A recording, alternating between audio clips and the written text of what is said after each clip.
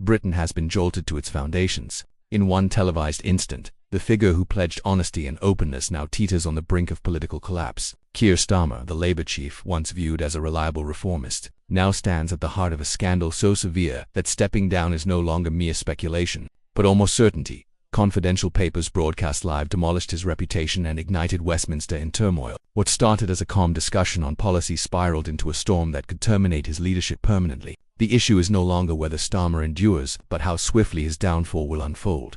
The evening began as an ordinary television panel, the type of program insiders watch half attentively. Journalists, policy specialists, and commentators sat comfortably debating Labour's vision of tomorrow. It was steady, predictable, uneventful, until it wasn't.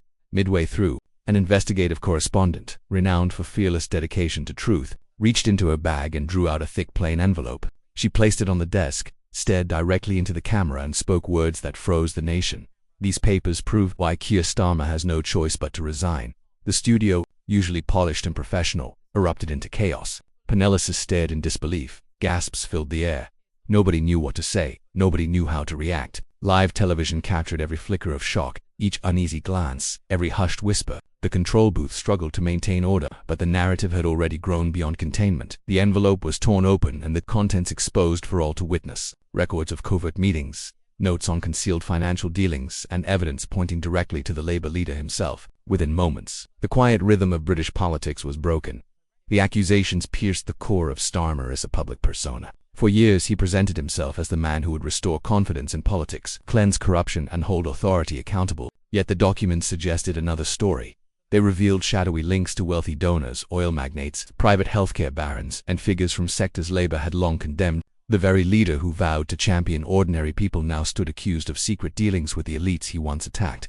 The irony was ruthless, the duplicity devastating, the timing catastrophic. Almost instantly, the reaction was explosive. Social platforms lit up like wildfire. Within minutes, hashtags trended worldwide. Hashtag Labor. Clips from the broadcast spread across TikTok, X, and YouTube, replayed millions of times within an hour. Citizens once loyal to Starmer expressed heartbreak and betrayal. Rivals seized the moment, branding him a liar and a fraud. As the revelations spread faster than any official statement could catch, the damage to his credibility became irreversible. The court of public opinion had already begun delivering its verdict. Inside Labour, panic was immediate. Shadow cabinet members were pulled into emergency calls.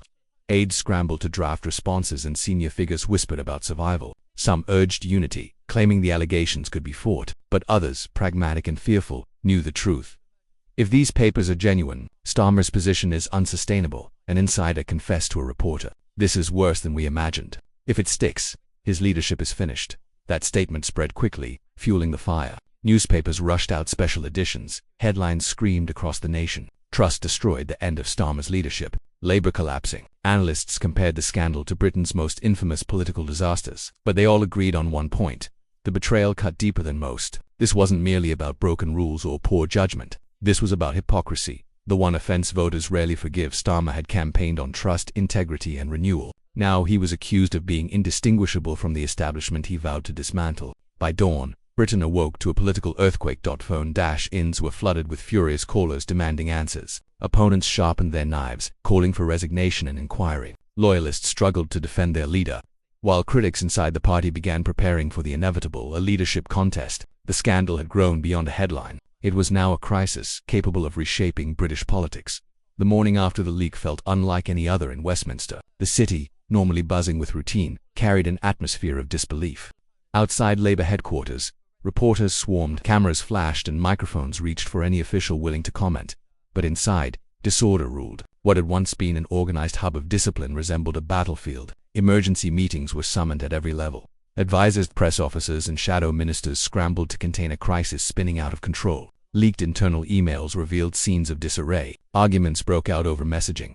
Some urged Starmer to strike back with a defiant denial, buying time and shifting the narrative. Others feared denial would backfire if authenticity were proven, cementing perceptions of dishonesty. The divide was stark. One camp pushed for boldness, the other for damage limitation. Neither path guaranteed survival. One aide summed it up bluntly: every option is a bad option. There is no way to win this. Meanwhile, Keir Starmer remained silent. Apart from a brief, carefully worded statement claiming the papers were misrepresented, he disappeared from public view. No press briefings, no media appearances, no visible authority. His absence only intensified the turmoil. Reporters read the quiet as frailty. Adversaries branded it cowardice. Even trusted MPs began to question whether their leader could endure the storm. The longer Starmer remained concealed, the stronger the scandal grew. Rivals acted swiftly. Conservative members pounced, portraying the Labour chief as a fraud who built his reputation on empty promises. One senior Tory thundered in Parliament, "The man who preached virtue is now revealed as its worst betrayer." Britain cannot be ruled by a liar.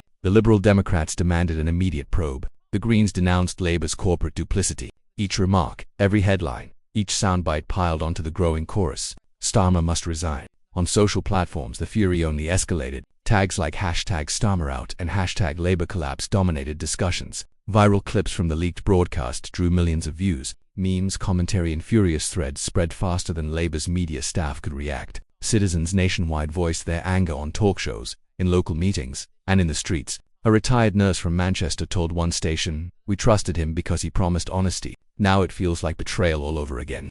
A student in Glasgow declared bluntly, "He's finished. We don't want excuses. We want him out." The media fulfilled its role with ruthless precision. Morning front pages screamed of collapse and betrayal. Broadcasters aired hour-by-hour updates, replaying the broadcast alongside expert breakdowns. Investigative reporters dug deeper, tracking alleged corporate links and exposing claims that Starmer's allies had known of the papers before they appeared. If correct, this meant not only misconduct but a deliberate cover-up. That possibility turned the story from scandal into a full-blown political conspiracy. Inside Labour, panic spread quickly. Shadow cabinet members once loyal to Starmer began pulling away. Some avoided interviews, others issued vague statements of support that sounded more like hesitation than commitment. Ambitious MPs sensing opportunity quietly weighed their own chances in a leadership contest. Cracks within Labour, long hidden beneath fragile unity, now stood exposed. Starmer was fighting not just the opposition but his own ranks. Polling confirmed the darkest fears. Overnight surveys showed Labour's backing collapsing, especially among young people and swing voters. Starmer's personal approval plummeted, with more than half of respondents agreeing he should step down immediately. The figures painted the picture of a leader whose authority had shattered beyond repair. Analysts compared the scandal to Britain's most infamous political downfalls, warning Labour risked losing not only its leader but its credibility as a governing alternative. Global attention quickly followed. European outlets spotlighted the crisis as a threat to Britain's stability, questioning the UK's capacity to negotiate post-Brexit agreements. American media framed the affair as another instance of leadership hypocrisy in Western democracies. The leak, though born in a British studio, now carried worldwide consequences. By midday, inevitability grew. Labour's headquarters locked down. Phones buzzed with crisis calls. Aides shuffled nervously through side doors to avoid cameras. Starmer's team debated whether to deliver a stronger denial, pledge a full inquiry, or prepare for resignation.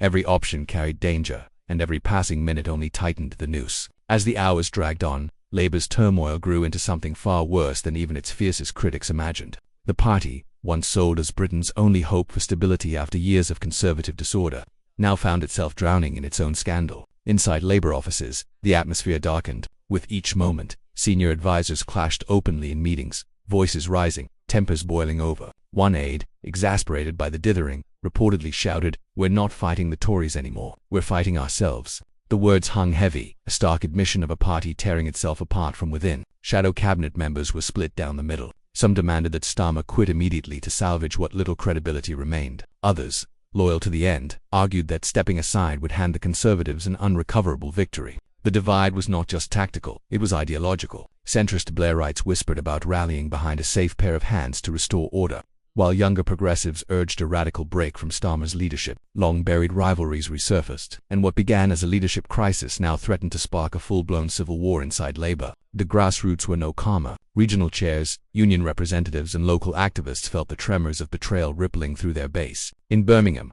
a Labour youth organiser fumed, "We fought for him, we believed in him, and now we look like fools." In Leeds, a union leader demanded answers, warning that workers would not campaign for a party drowning in duplicity.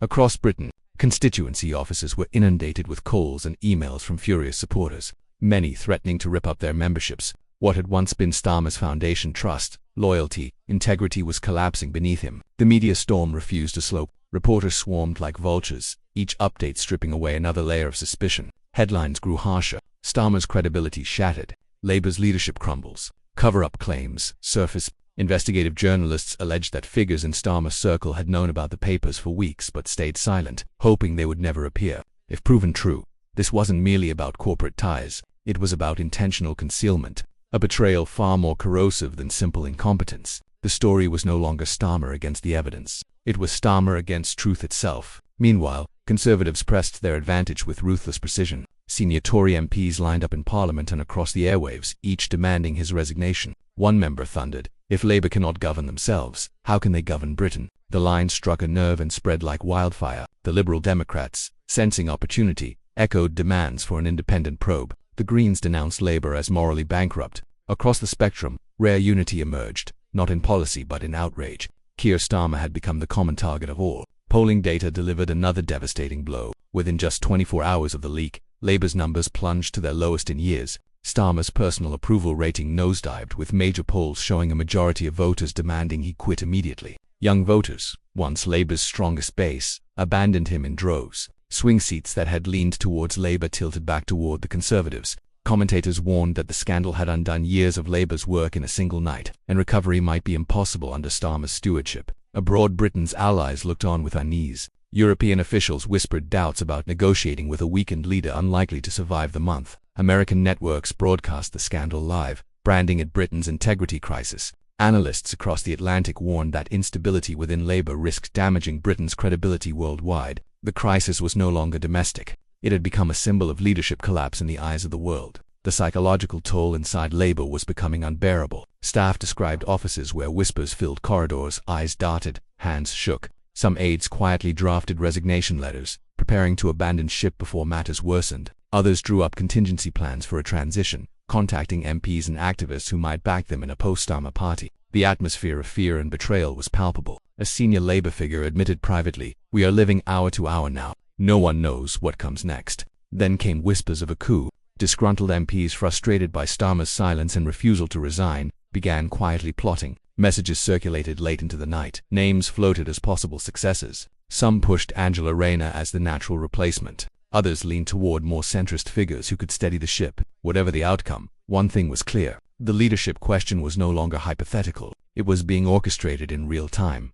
Behind closed doors, under the shadow of an imploding chief. The night dragged into the early hours, but the storm refused to pass. Across Westminster, the question was no longer if Keir Starmer would resign, but when. The silence from his office was unbearable, fueling speculation that his team was scrambling to draft an exit plan. Rumors spread of frantic calls to allies, of desperate conversations about legacy, of a leader crushed by the weight of history. For all his past defiance, for all his insistence that Labour would endure any storm, this was different. This was not a fight he could win. It was reckoning. By dawn, the crisis reached fever pitch. News channels ran split-screen coverage. Outside Parliament, angry crowds demanded Starmer quit, while inside Labour MPs prepared statements for an inevitable transition. The once proud leader, who had promised integrity in politics, was now the face of betrayal, exposed before the nation in the harshest light. Every second he clung on deepened the humiliation, each hour another wound to Labour's battered image. The leak had destroyed not only Starmer's reputation, but the illusion that Labour stood on solid moral ground.